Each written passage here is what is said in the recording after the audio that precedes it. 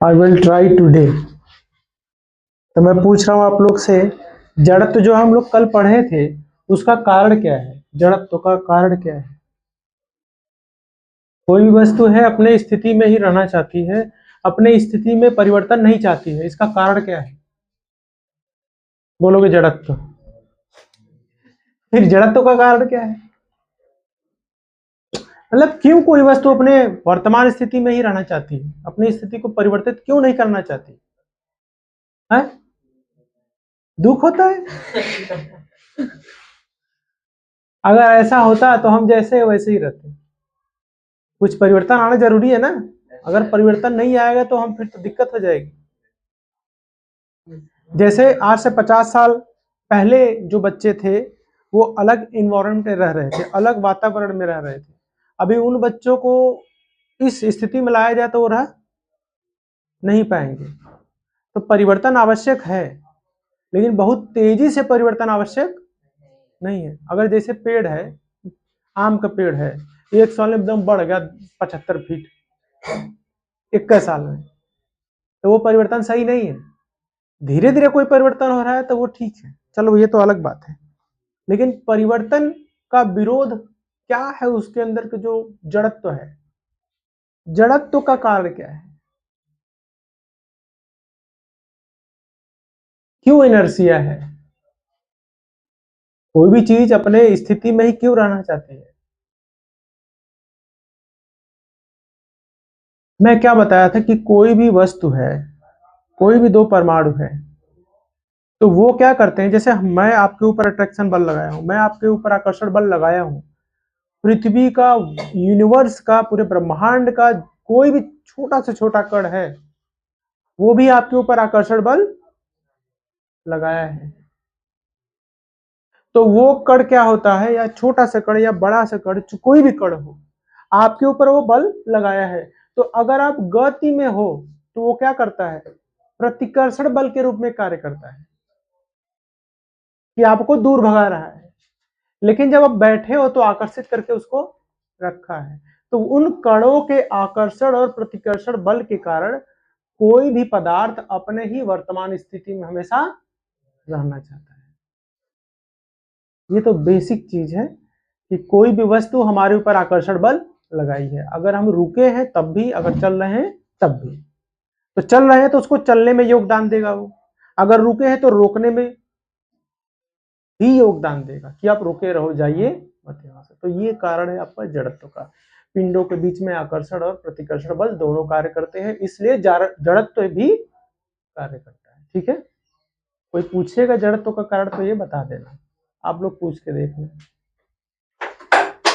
ठीक है, चलो आज हम लोग पढ़ते हैं, जड़त्व कल पढ़ लिए थे ना, आज हम लोग पढ़ते हैं संवेग। सुने, संवेग, मोमेंटम। संवेग पढ़े हो, जानते हो संवेग क्या होता है? संवेग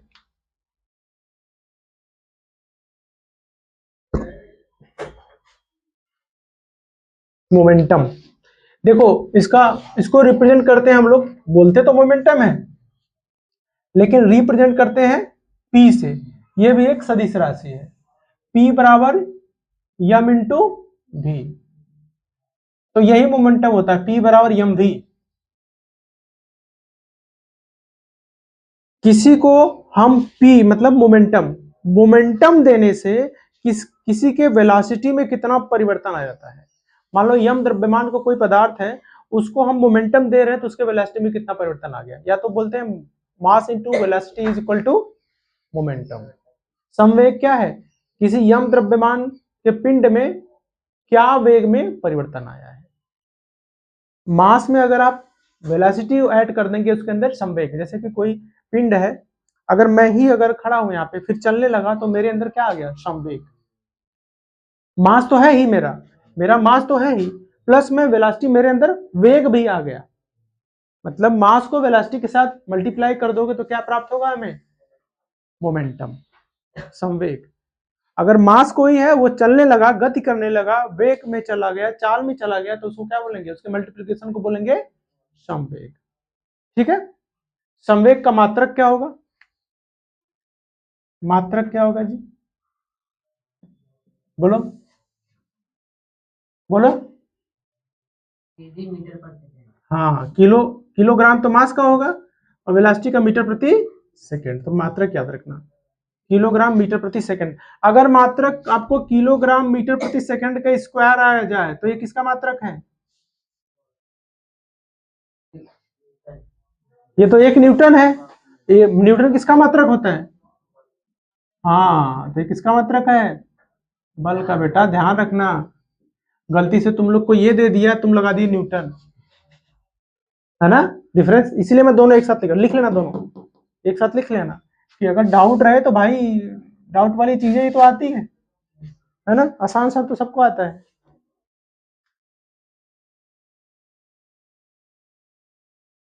लिख लो इसमें, किसी वस्तु के द्रव्यमान, किसी वस्तु के द्रव्यमान यम तथा उसके वेग भी के गुणनफल को क्या कहेंगे? संवेग कहते हैं।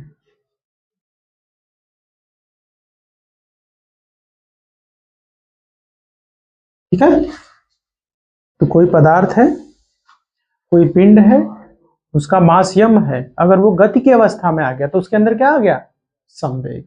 जितना ज्यादा वेलोसिटी होगा उतना ही ज्यादा संवेग होगा, जितना ज्यादा मास होगा उतना ही ज्यादा कैसे होगा?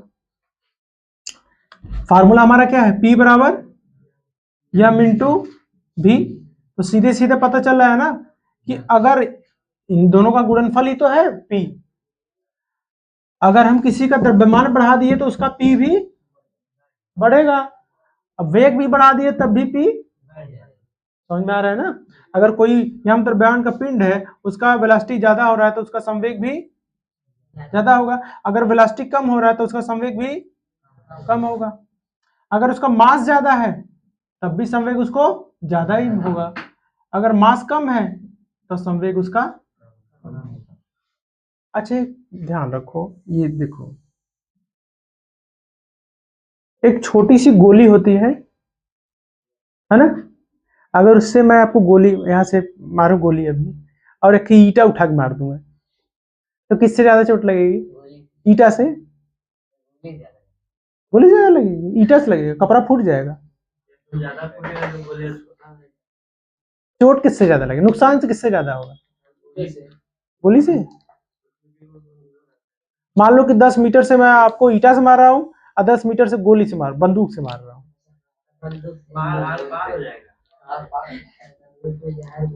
जहर होता है? जहर छोड़ो यार, छर्रा भर के मार रहा हूँ तब भी ज्यादा प्रभाव होगा। छर्रा इतनी बुड़ का है, करके दिखाए क्यों होता है ऐसा, बताओ तब।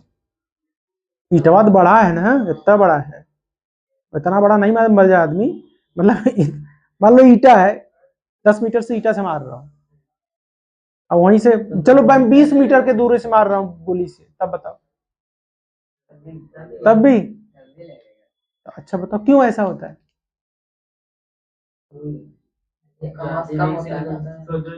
गोली का मास कम होता है इसलिए,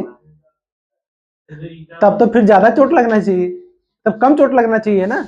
अच्छा चलो छोड़ो, एक के पत्थर से मार रहा हूँ, ईटा से मार रहा हूँ, किससे ज्यादा चोट लगेगा? अब काहे नहीं बोल रहे हो? अब मान लो गोली है मेरे पास, अच्छा ठीक है, मैं गोली ले लिया, गोली से मार रहा हूँ, फिर पत्थर से मार रहा हूँ, बताओ किससे ज्यादा चोट लगेगा? छोड़ो, गोली से मारा इतना बड़का है, और फिर एक ईटा से मारा, किससे ज्यादा चोट लगेगा? कौन गोली? बंदूक? हाँ बंदूक वाली गोली, बंदूक से नहीं, हाथवे से मार रहा हूँ, ईटा से लगेगा।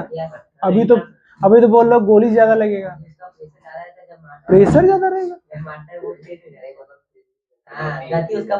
हाँ ये बताना था, हाँ बाद में समझ में आया, जब मैं अपने हाथ से बताया तब समझ में आया कि हम अपने हाथवा से मारे थे। ये बताना चाहिए था ना, मास भले ज्यादा है लेकिन वेग ज्यादा निर्भर करता है। अभी नहीं कि घरवा पलट दिए उसके ऊपर तो मर जाएगा ही वो। मैं बोला दूर से मार रहे हो, ठीक है, इन्हें एक पटिए उठा के पटक दिए ऊपर, सहा हो जाएगा। हमें क्या करना है, तो मेनली किसके ऊपर डिपेंड करेगा, मोमेंटम। देखो मोमेंटम ज्यादा होगा तो ज्यादा वैल्यू किसके ऊपर डिपेंड करेगा, वेलोसिटी के ऊपर, वेग के ऊपर, समझ रहे हो ना। तो गोली का मास तो कम है लेकिन वेलोसिटी बहुत ज्यादा है, तो उसका मोमेंटम भी ज्यादा होगा। तब मोमेंटम ज्यादा होगा तो चोट ज्यादा लगेगा। ईटावा तो कितना जोर से मार लूंगा, बहुत होगा तो 5 किलोमीटर प्रति घंटा के हिसाब से मारूंगा, अब भाग भुग जाएगा अलग है, अब दूर तक मारूंगा तो जाते जाते धीमा भी हो जाएगा, है ना। लेकिन गोली तो क्या वेग से जाएगी, अगर उसके रेंज में हो तो पूरा काम कर देगी अपना। ध्यान रखो, तो मास तो एक चीज ध्यान रखना, अगर मास ज्यादा है, वेलोसिटी सॉरी मास कम है लेकिन वेलोसिटी मान लो कि बहुत ज्यादा है, मतलब समझ लो 3 तीर बनाया हूं, तब भी मोमेंटम आपका बहुत ज्यादा होगा। मान लो मास ज्यादा है, वेलोसिटी कम है, बहुत कम है ना, इटावा वाला ध्यान रखो, तब भी मोमेंटम आपका कम होगा, ध्यान रखो। ये यहां के आगे लिख लो गोली, बंदूक लिख लो, हाँ खेलने वाली गोली समझ लोगे, ठीक है। यहाँ लिख लो ईटा, ईट लिख लो, ईटा नहीं। तो ईट का वेग क्या होगा, कम होगा, वेग बहुत कम, द्रव्यमान ज्यादा, और यहाँ पे क्या होगा, वेग तो बाप रे बहुत ज्यादा बहुत ज्यादा बहुत ज्यादा, और इसका द्रव्यमान बहुत कम। समझ गए ना, नहीं लिख पा रहे हो क्या, अरे जो बोल रहा हूं वो तो लिख सकते हो, नहीं समझ में आ रहे तो। ईट का वेग बहुत कम और द्रव्यमान बहुत ज्यादा, और गोली का वेग बहुत ज्यादा, द्रव्यमान कम, ठीक है। ध्यान रखना, संवेग ज्यादा रहेगा तो उसका बल भी ज्यादा होगा, संवेग ज्यादा होगा तो मैं हमारे ऊपर जो बल लगा रहा है वो भी ज्यादा होगा, समझ रहे हो ना। संवेग में परिवर्तन होता है, जैसे यहाँ पे संवेग कुछ और रहेगा, आपको लगेगा तो कुछ और रहेगा, जब परिवर्तन रहेगा तभी जाके चोट लगेगी, ठीक है। लिख लिया ये, संवेग में परिवर्तन के कारण भी आपको थप्पड़ जो मारते हैं तो चोट लगती है। अगर मैं धीरे से मार दूं तो मेरा बल और आपका बल क्या है, लगभग एक ही रहेगा, ऐसे छू दूं तो चोट नहीं लगेगा। लेकिन जब जोर से मारता हूं तो वेग, हाथ का वेग बढ़ जाएगा, तो संवेग में परिवर्तन हो जाएगा, इसलिए चोट लगता है। अगर आपका भी उसी हिसाब से, अच्छा एक चीज बताओ, सवाल लिखो एक तो, एक सवाल लिखो।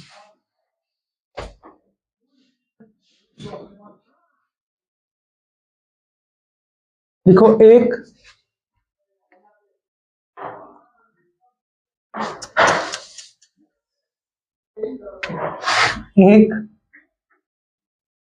200 ग्राम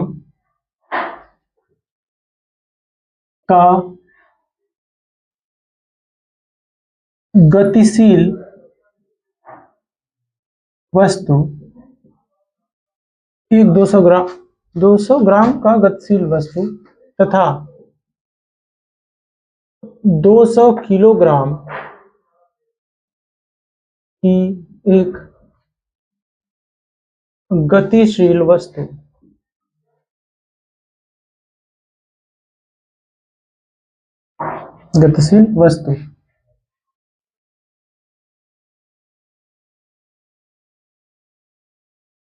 के वेग क्रमशः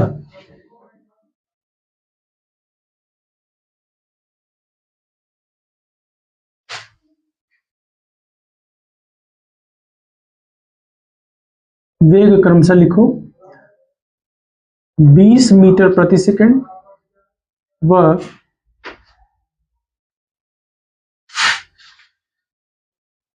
5 मीटर प्रति सेकंड है,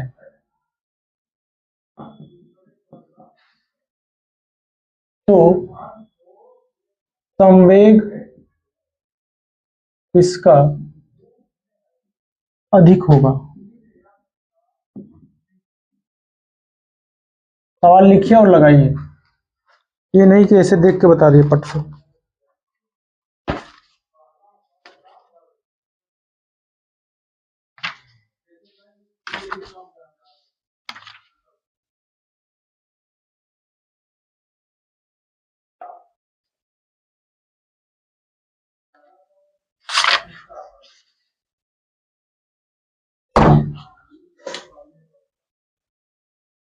ये नोट कर लिए ना, पूरा लिख लिए हो ना, सवाल भी लिख लिए।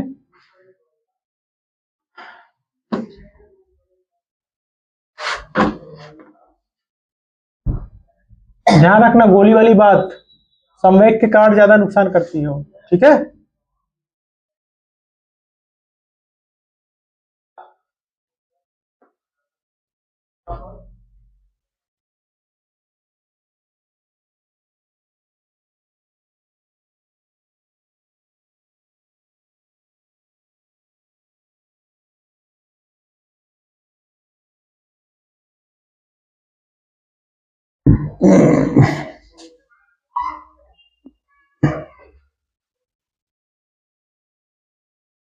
नहीं लिख पाए, नहीं कर पाए क्या, नहीं समझ में आया क्या यार। देखो अगर दो, मान लो कि एक ए और बी, फिर बना लो, प्रैक्टिकली करना सीखो। ए और बी, पहले ए का कितना है 200 ग्राम, इसका वेग कितना है, ये मान लो V1 20 मीटर प्रति सेकेंड। अब M2 इसमें है, M2 क्या है 200 किलोग्राम, और M1 क्या है, V2 क्या है 5 मीटर प्रति सेकेंड। अब तुम लोग गुणा करके एक ही ला रहे हो क्या? हाँ ग्राम में बदले। हाँ, तो अगर हम इसकी बात करें, यहाँ पे P1 निकालोगे तो क्या होगा, M1 इंटू V1, तो 200 ग्राम गुणे 20 मीटर प्रति सेकेंड, तो कितना है ये 4000 ना, 4000 क्या मात्रक था, किलोग्राम मीटर प्रति, तो ये तो अभी किलोग्राम में नहीं है, ग्राम में है, तो इसको ये तो अभी ग्राम में है ना, इसको किलोग्राम में चेंज करना पड़ेगा। तो 4000 बटे 1000, ये हो जाएगा किलोग्राम मीटर प्रति सेकेंड, 0 0 से मर गया, 4 किलोग्राम मीटर प्रति सेकेंड। ये क्या आ गया P1, इसका मोमेंटम ज्यादा है। यहाँ पे देखो, अगर हम यहाँ पे P2 निकाले तो M2 इंटू V2, M2 क्या आया 200 गुणे 5, ये क्या आ गया 1000 किलोग्राम मीटर प्रति सेकंड। तो कौन ज्यादा है मोमेंटम, P2 ज्यादा है ना, लेकिन वेग में बहुत ज्यादा अंतर नहीं था। अब गोली के वेग में ईटा वाले मारने वाले के वेग में बहुत अंतर है ना, 100 गुना 200 गुना अंतर है। तो यहाँ पे मास ज्यादा था तो इसका मोमेंटम भी ज्यादा होगा, ठीक है, क्योंकि मास में बहुत फर्क है ना, कितना गुना ज्यादा है ये 100 गुना ना, 100 गुना ज्यादा है ना। तो यहाँ पे क्या होगा P1 लेस देन P2, मतलब P2 क्या है बड़ा है, P1 छोटा है, ठीक, लगा लो।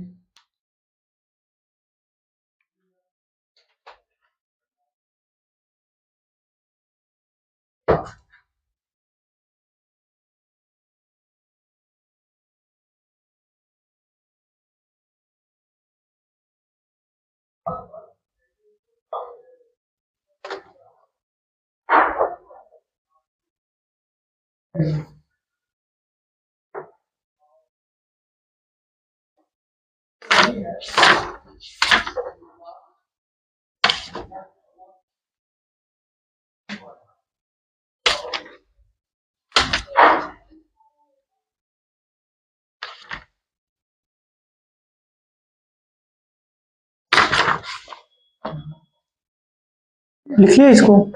अब नेक्स्ट लिखिए, ये सवाल लगा लिए ना, लिख क्या हुआ बेटा, शिवम नहीं आ रहा है क्या?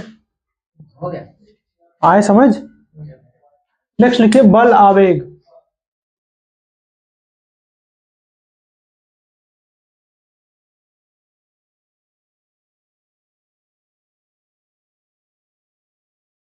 अभी हम सब इसको पढ़ेंगे फिर से, ठीक है, इसको भी पढ़ना है हमें, ठीक है। इसको बोलते हैं इंग्लिश में इम्पल्स। अभी बस क्या है वो पढ़ रहे हैं, इम्पल्स। इसमें लिखिए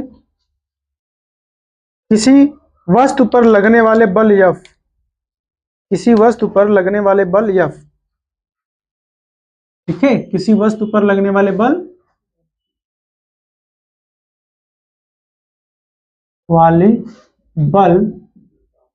F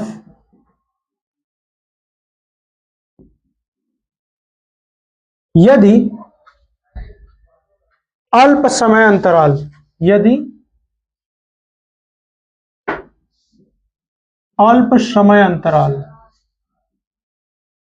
ब्रैकेट में लिख लो डेल्टा टी तक, अल्प समय अंतराल डेल्टा टी तक लगे, डेल्टा टी तक लगे, तो लगने वाले समय टी तथा लगने वाले समय डेल्टा टी तथा आरोपित बल F के गुणनफल को बल आवेग कहते हैं।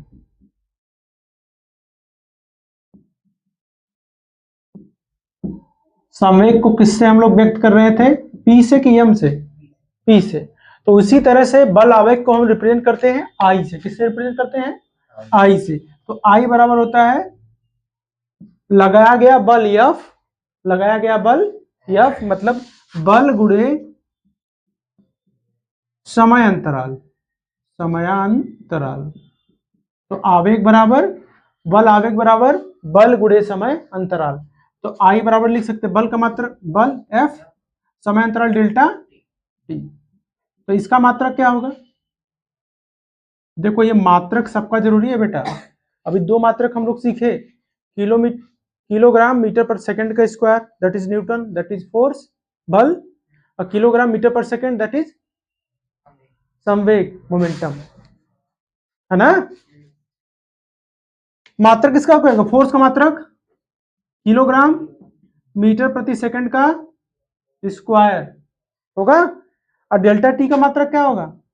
समय का मात्रक सेकंड।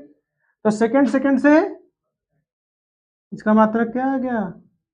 किलोग्राम मीटर प्रति सेकंड। ये किसका मात्रक है? यही संवेग का भी तो मात्रक है, ध्यान रखना। संवेग का भी मात्रक यही है और आवेग का भी मात्रक यही है, लेकिन दोनों अलग अलग चीजें हैं, ठीक है।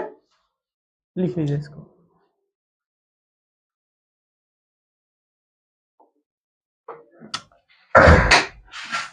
ये भी क्या है बेटा? सदिश राशि, ध्यान रखना।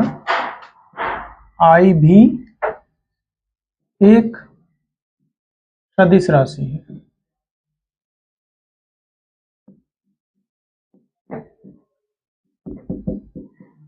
ये होता क्या है? बहुत कम समय में बहुत अधिक बल। इसका मतलब क्या होता है? जैसे बहुत कम समय में बहुत ज्यादा बल लगा देते हैं हम लोग, या झटके में जो बल लगता है, झटके में बहुत कम समय अंतराल के लिए जो बल लगता है उसको क्या बोलते हैं? बल आवेग। जो बहुत कम समय में अचानक से बल लगता है उसको क्या बोलते हैं? बल आवेग। जैसे आप चल रहे हो, धक्का मार दिया कोई अचानक से, वो इंपल्स होगा। और इंपल्स की वजह से डिस्टरबेंस ज्यादा आता है, इंपल्स की वजह से समस्याएं ज्यादा आती है, या किसी चीज में परिवर्तन ज्यादा आता है। जैसे आप चल रहे हो, तालाब ऐसे ही शांत पड़ा है, उसके अंदर पत्थर मार दिए, तो उसके अंदर क्या होगा? इंपल्स। बहुत कम समय तक के लिए आपने फोर्स लगाया, पत्थर गया, बस फोर्स खत्म, लेकिन उसके बाद इंपल्स उसके अंदर जनरेट हो जाता है, दैट इज द इंपल्स। जो अचानक से बल लगता है बहुत कम समय के लिए लगता है, जितना बल लगाए और जितने कम समय तक के लिए बल लगाए उसके गुणनफल को क्या बोलते हैं? बल आवेग। ठीक है, इसका मात्रक किलोग्राम मीटर प्रति सेकेंड, या एक मात्रक इसका और भी हो सकता है ना, एक मात्रक इसका और होगा न्यूटन सेकेंड, होगा ना? अरे बल का मात्रक न्यूटन, समय का मात्रक सेकेंड, तो न्यूटन सेकेंड भी होगा, होगा ना? लिख लीजिए। हाँ,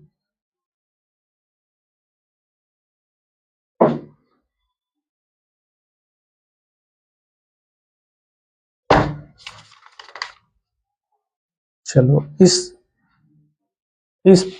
चैप्टर को पढ़ने के लिए सारे तत्व तो हम लोग पढ़ लिए।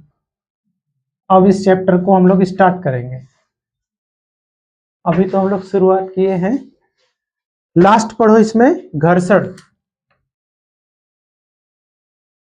घर्षण ओनली फ्रिक्शन।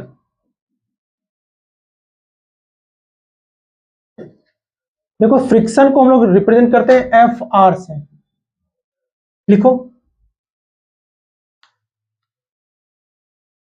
इसमें, लिखो वस्तु के गति की दिशा के, गति की दिशा के विपरीत दिशा, विपरीत दिशा में कार्यरत बल को क्या कहते हैं? घर्षण बल कहते हैं। इसको लिख सकते हैं घर्षण मतलब यह एक प्रकार का बल है जो वस्तुओं के गति की दिशा के विपरीत दिशा में कार्य करता है या लगता है। जैसे मैं बताया था कल पहिया बनाया था बहुत डिजाइन वाला, है ना? मान लो ये पहिया है, तो ये अगर पहिया इधर चल रही है, इसका डायरेक्शन क्या है कि ये इधर चल रही है, इसके ऊपर कुछ फोर्स लग रहा होगा तभी तो वो चल रही है। अब इसके अपोजिट दिशा में एक बल कार्य करता है जिसको क्या बोलते हैं? घर्षण बल, जो इसको रोकने का प्रयास करता है ना? तो ये क्या है? घर्षण बल, विपरीत दिशा में कार्यरत बल।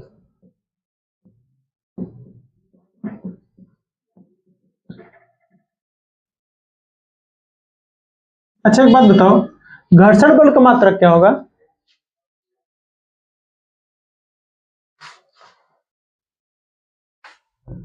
अरे घर्षण बल का मात्रक होगा ना, कैसे बोलेंगे इतना लगा उतना लगा, ऐसे हुआ वैसे हुआ।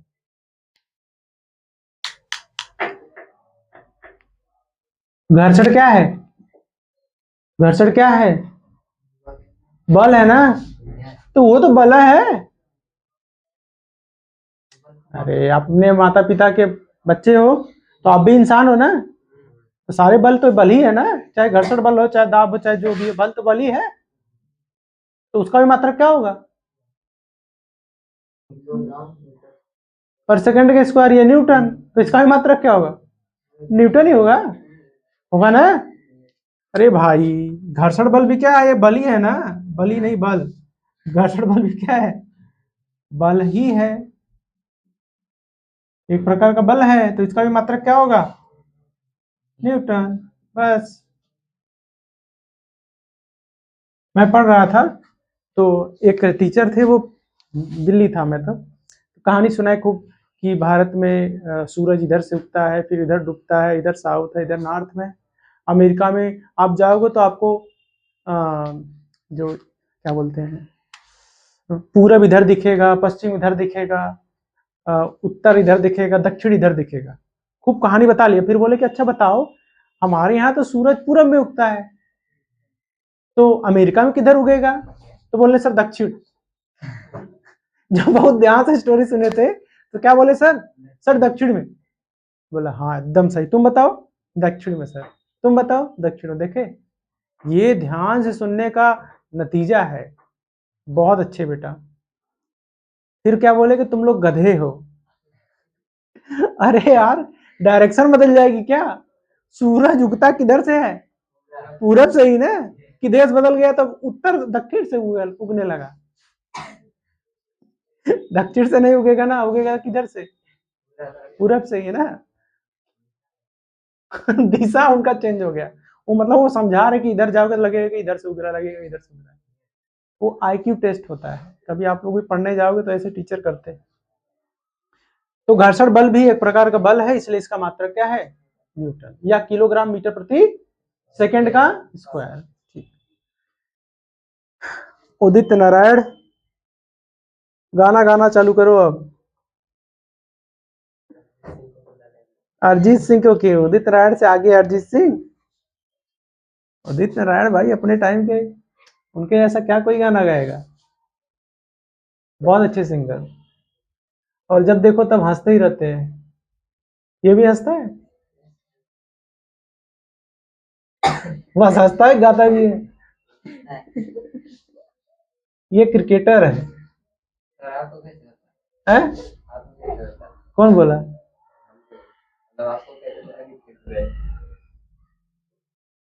अब पता चल गया।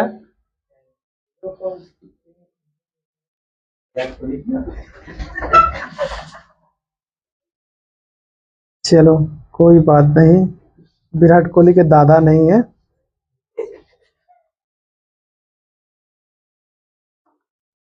संतुलित और असंतुलित बल हम लोग पढ़ लिए थे ना, क्या पढ़े थे? संतुलित बल का मतलब ना तो कोई चीज इधर जा रही ना तो इधर आ रही। संतुलित बल का मतलब जब किसी वस्तु पे दोनों तरफ से बल लगे हैं, वो बल दोनों बराबर है, तब उसको क्या बोलेंगे? संतुलित। संतुलित बल में जल्दी कोई कार्य नहीं होगा, लेकिन असंतुलित बल के स्थिति में ही कार्य होता है। मतलब इधर भी नहीं जाए। असंतुलित मतलब कोई एक बल ज्यादा हो, जैसे इंजन का टार्क होता है, इंजन का बल जब ज्यादा हो तभी गाड़ी चलेगी। अगर घर्षण बल ज्यादा है, पहली गियर में चाहोगे कि छठवीं गियर के हिसाब से चले तो नहीं चलेगा, क्योंकि इंजन का टॉर्क उतना नहीं रहेगा, इंजन उतना तेजी से एनर्जी नहीं बनाएगा। ज्यादा एनर्जी प्रोड्यूस होगा मतलब कि एक्सेलरेशन आपको करना पड़ेगा, गियर चेंज करना पड़ेगा, तो ज्यादा एनर्जी लगेगी। ज्यादा एनर्जी लगेगी तो बल क्या होगा? ज्यादा असंतुलित बल होगा। एनर्जी कम लगेगी तो असंतुलित बल कम होगा, संतुलित बल हो जाएगा। ठीक है, एनर्जी बढ़ेगी तो असंतुलन। वैसे भी जिसके अंदर ज्यादा ऊर्जा होती है वो ज्यादा असंतुलित रहता है ना। जो कमजोर है वो बेचारा काहे किसी को मारेगा, चुम मार कर रास्ता पार कर निकल जाएगा, है ना। तो ज्यादा ऊर्जा जो होती है हमारे अंदर असंतुलन पैदा करती है। ये नहीं बोल रहा हूँ कि एकदम पागल हो जाओ, बिना ऊर्जा को हो जाओ, ऐसा नहीं। मतलब ज्यादा ऊर्जा जो है वो असंतुलन पैदा करती है। देख लो जो बड़े बड़े नेता है, ऐसे किसी से डरते हैं क्या? प्रधान हो जाए, अब देखा तब खुदा गुंडा ही चल जाइए एकदम चरम सीमा पर बने, किसी से कुछ बोलेंगे नहीं। उसका मतलब एनर्जी का मतलब सिर्फ शक्ति नहीं है, एनर्जी का मतलब पैसा, हर चीज। चलो अब हम पढ़ते हैं गति का प्रथम नियम। हाँ पढ़ाऊंगा 5 मिनट। और क्या पढ़ेंगे, क्या बोल रहे हैं? अच्छा, वो जो गति के समीकरण था वो किसको, कौन दिया था? गति के नियम कौन दिया था? गति के समीकरण कौन दिया था?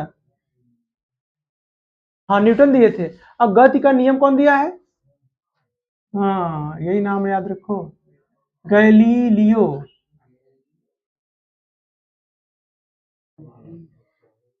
अब प्रथम नियम दिए थे, न्यूटन का भी योगदान है, गैलीलियो का योगदान है प्रथम नियम। हाँ तो बस दूरबीना याद रखते हो, दूरबीना नहीं है, गैलीलियो बहुत कुछ। हाँ हाँ गैलीलियो ने बहुत कुछ किया है, बहुत कुछ। पूरा जो भौतिक विज्ञान में भी इनका बहुत योगदान है, गैलीलियो का बहुत योगदान है भौतिक विज्ञान में। अगर भौतिक विज्ञान नहीं बोलो, भूगोल में अगर ये खोज नहीं करते तो भूगोल सब्जेक्ट था, ऐसा नहीं कि सब्जेक्ट नहीं था, तब था ही।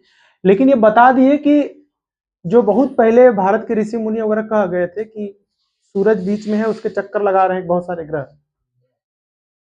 उसको तब मतलब 1000-1500 साल बाद ये सही प्रूफ हुआ, जबकि भारत के ऋषि मुनि लोग 2-3 हजार साल पहले ही ये बता दिए थे। कैसे करके? काउंटिंग करके, गणना करके। अब कैसी मैथमेटिक्स थी, सोचो कि हमारे भारत में कैसी मैथमेटिक्स थी कि हम लोग बस काउंटिंग करके बता देते थे कि इतने साल बाद ये होगा, उतने साल बाद ये होगा, ऐसे होगा। ये सब गणित कुछ तो अंग्रेज लूट के ले गए, कुछ तो जो मोहम्मद गोरी अब ये सब लोग आए वो सब लेके गए। इंडिया के पास बचा ही नहीं कुछ, जो बचा वो भी नेता खा रहे हैं, कुछ काकरोच खा गए। तो आप लोग काकरोच जैसा मत बनिएगा, भारत के बारे में थोड़ा सोचिएगा, अभी भारत के आप लोग भविष्य हो। अगर इसमें से कुछ भी ऑफिसर बन जाते हो आप लोग तो कुछ अच्छे करने की कोशिश करना, ये सब तो बहुत गलत हो रहा है। किसी प्रधानमंत्री को गाली दे सकता है कोई? आप दे दोगे गाली? यूट्यूब पे मैं बोलूँ आओ गाली दे दो, गाली दे दोगे? एक 15 साल की बच्ची दिल्ली की मतलब आई लाइव और प्रधानमंत्री को गाली दे रही थी, और वो भी ऐसी ऐसी गाली दे रही थी कि आप सोच भी नहीं सकते। मतलब जो भी जितना गंदा आप सोच सकते हो उतना गंदा गाली। ये कल्चर है हमारे देश का। क्योंकि आप लोग को भी यही पसंद है, जैसे कि वेब सीरीज वगैरह आती है तो उसमें भर भर के गाली। एक है मिर्जापुर वेब सीरीज बनी है, उसमें तो इतनी गाली है। धुरंधर मूवी, उसमें इतनी गाली है ना, तो किसी के सामने देख नहीं सकते। तो आपके बच्चे क्या देख रहे हैं? यही देख रहे हैं, तो उनको गाली देने में मजा आता है। उनको पता है कि हम लोग जाते हैं मूवी देखने तो गाली कोई देता तो उनको मजा आता है, सब ताली हो जाते थे, हम भी गाली दे। लेकिन प्रधानमंत्री को गाली देना, यार समझ रहे हो? किसी दूसरे देश में गाली दे के दिखाओ, जिभिया काट के, जिभिया टांग दिए ऐसे, जिभिया निकाल के। कमजोर नहीं है कोई अपने देश में, ऐसा नहीं कि कमजोर है, मामूली शक्ति नहीं है, सारी शक्तियां मिलकर भारत को तोड़ने की कोशिश कर रही है। श्रीलंका चाह रहा है कि तमिलनाडु ले ले, अफगानिस्तान तो ठीक है, पाकिस्तान सोच रहा है कि गुजरात राजस्थान पंजाब मेरा है, जम्मू कश्मीर तो है ही है, चाइना सोच रहा है पूरा जम्मू कश्मीर का हिस्सा और अरुणाचल प्रदेश उसका है, सिक्किम उसका है, ये मना रहा है। म्यांमार सोच रहा है कि मणिपुर असम ये सब मैं ले लूं। बचा क्या?